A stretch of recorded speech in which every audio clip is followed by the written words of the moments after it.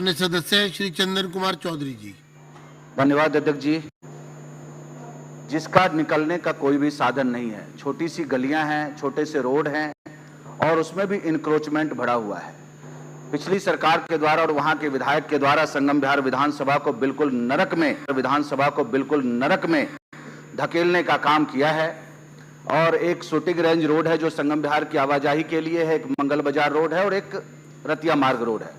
तीनों रोडों पर बिल्कुल इंक्रोचमेंट करके इन्होंने आवाजाही को बिल्कुल बाधित करने का प्रयास किया है और बिल्कुल बाधित कर दिया है। जहां पर सीवर डलना चाहिए, जहां पर पानी की लाइन डलनी चाहिए, वहां पर उन्होंने फॉरेस्ट घोषित करवा दिया। और मंत्री जी के माध्यम से मैं इस सदन से आपके माध्यम से आग्रह करना चाहता हूं मंत्री जी से कि जल्द से जल्द या तो डिपार्टमेंट के द्वारा एफिडेविट लिया जाए या फॉरेस्ट डिपार्टमेंट के द्वारा एनओसी देकर के सीवर की लाइन बिछाया जाए और पानी की लाइन बिछाया जाए। आवाजाही के लिए आपके माध्यम से ये मंत्री जी से मैं पूछना चाहता हूं कि जो भी सिजरा रोड है, तीनों रोडों का एक डायमेंशन पता चले कितना रोड है और डायमेंशन पता चलने के बाद वहां से इंक्रोचमेंट हटाने का प्रयास किया जाए।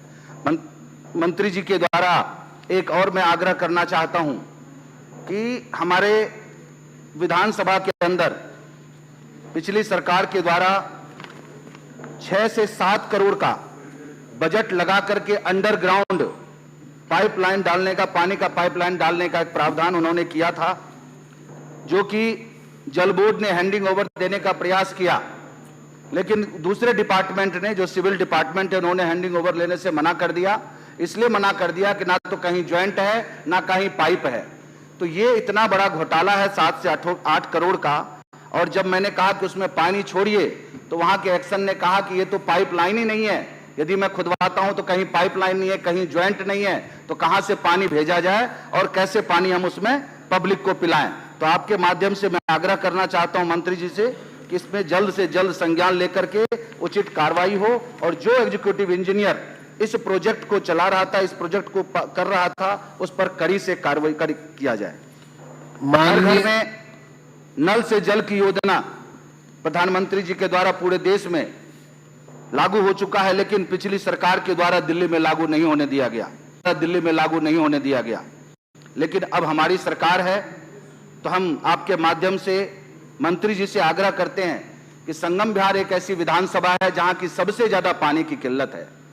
वहां हाहाकार है, ना तो गंदे पानी की निकासी हो पाती है, ना पीने के पानी मिलते हैं। लेकिन 4 से 5 महीने में मंत्री जी के द्वारा बहुत सारी चीजों को सुदृढ़ किया गया है।